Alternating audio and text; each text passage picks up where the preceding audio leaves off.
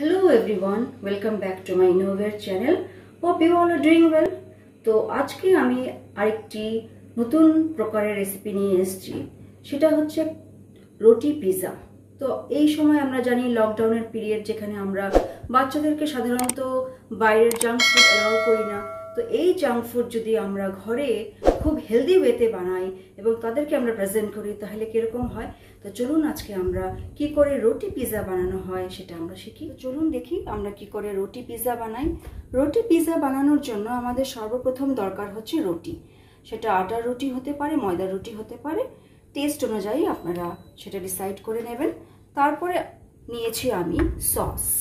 এখানে আছে pizza sauce এবং মেয়োনিজ, যেটাকে আমি মিক্সড করে একটি সস বানিয়ে রেখেছি। নেক্সট হচ্ছে চিজ। আমি ভালো পরিমাণ মতো চিজ নিয়ে নিয়েছি। নেক্সট হচ্ছে ডাইস করা ক্যাপসিকাম, ডাইস করা অনিয়ন্স এবং সেদ্ধ করা চিকেন, যেটা আমি ছাড়িয়ে নিয়েছি এবং ছোট ছোট পিস করে নিয়েছি। তারপর আমাদের প্রয়োজন পড়বে হচ্ছে চিলি ফ্লেক্স। চিলি ফ্লেক্স আমাদের প্রয়োজন পড়বে এবং আমাদের প্রয়োজন পড়বে অরিগ্যানো। তো এই কিছু ইনগ্রেডিয়েন্টস দিয়ে আমরা খুব সহজ মেথডে রুটি পিৎজা বানিয়ে আমরা আমাদের ঘরের বাচ্চাদেরকে সার্ভ করতে পারি। তো চলুন দেখি কি করে আমরা রুটি পিৎজাটা বানাই। তো রুটি পিৎজা বানানোর জন্য আমি ছোট্ট একটি ফ্রাইং প্যান নিয়ে নিয়েছি এবং 2 টেবিল স্পুন অয়েল দিয়েছি। এখন আমি আমার ডাইস করা ক্যাপসিকাম আর হচ্ছে অনিয়ন্স এবং আমার যে চিকেনটা আমি সিদ্ধ করে রেখেছি সেগুলো আমি একসাথে সটে করে নেব। তো প্রথমে আমি দিচ্ছি অনিয়ন এবং ক্যাপসিকাম একসাথে। গ্যাসের ফ্লেমটা আমি কমিয়ে নিয়েছি।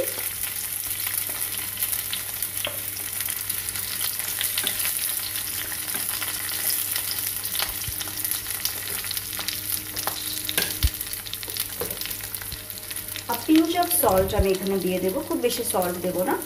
পিঞ্চ অফ সল্ট আমি অ্যাড করে দিয়েছি। গ্যাসের ফ্লেমটা বাড়িয়ে দিলাম। এখন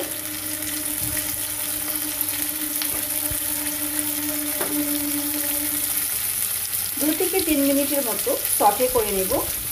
এখন আমি আমার ফ্রেটার চিকেনগুলো অ্যাড করে দিলাম।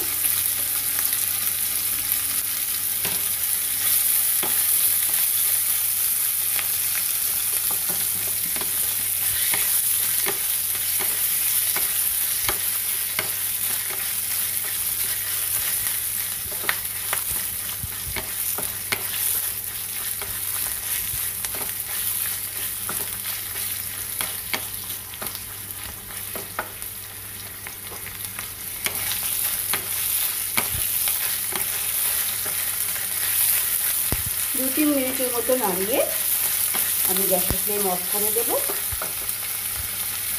এবং কুল ডাউন হওয়ার জন্য আমি আবার 2-3 মিনিটের জন্য রেখে দেব। এখন নেক্সট স্টেপে আমরা আসলাম।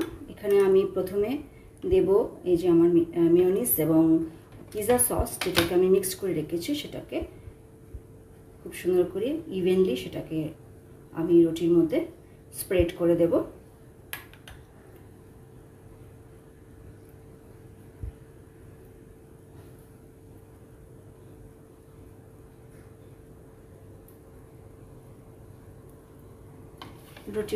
রুটিতে স্প্রেড করার পরে এখন আমি এই যে চিকেনগুলো, তারপরে ক্যাপসিকাম, সেগুলো সুন্দর করে এখানে ছড়িয়ে সাজিয়ে দেব।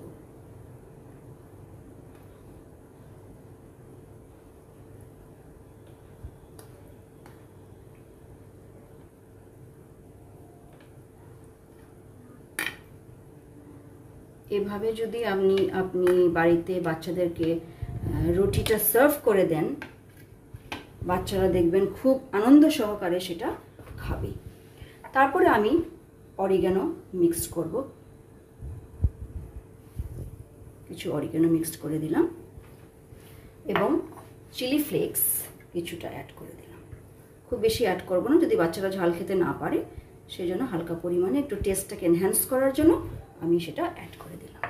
এবং লাস্টে আমি চিজটাকে এখানে স্প্রেড করে দিলাম।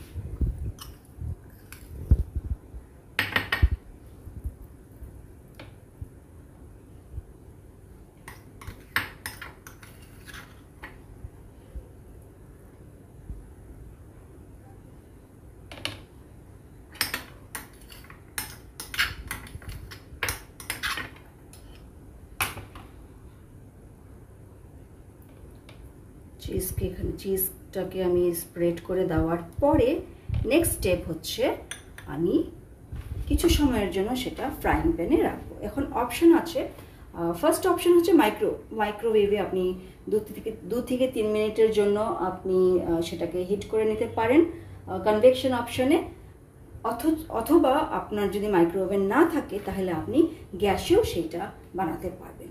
তো চলুন দেখি, আমি গ্যাসেই আপনাদের দেখাবো। এখন আমি গ্যাসটা ধরিয়ে নিয়ে ফ্রাইং প্যানটা দেওয়ার পরে আমি লো ফ্লেম করে সুন্দর করে রুটিটাকে প্লেস করে দিয়েছি, এবং প্লেস করার পরে আমি 2 থেকে 3 মিনিটের জন্য ঢেকে দেব। তো রুটি পিৎজা একদম সুন্দরভাবে তৈরি, খুবই কম স্প্যান অফ টাইম লেগেছে আমার, জাস্ট 5 to 7 মিনিটস লাগবে সেই রুটি পিৎজা হতে। আর এই রুটি পিৎজা কিন্তু ভীষণ হেলদি, কারণ এখানে আমাদের ক্যাপসিকাম আছে, চিজ আছে এবং চিকেন পিসেস আছে। তো এই সবগুলো কম্বাইন করে আমরা যদি রুটির উপর প্লেস করে সেটা বাচ্চাদেরকে সার্ভ করি তাহলে বাচ্চারা ভীষণ খুশি হবে এবং খুশি মনে সেই রুটিটা খাবে। তো আপনাদের যদি এই ভিডিওটা ভালো লাগে তাহলে কাইন্ডলি আপনারা লাইক করুন, শেয়ার করুন এবং সাবস্ক্রাইব করুন। তো আমার ছেলে আজকে আবার খুবই এক্সাইটেড পিৎজাটা দেখে, আর সে সেটা টেস্ট করে আপনাদেরকে তার এক্সপিরিয়েন্সটা শেয়ার করতে চাইছে।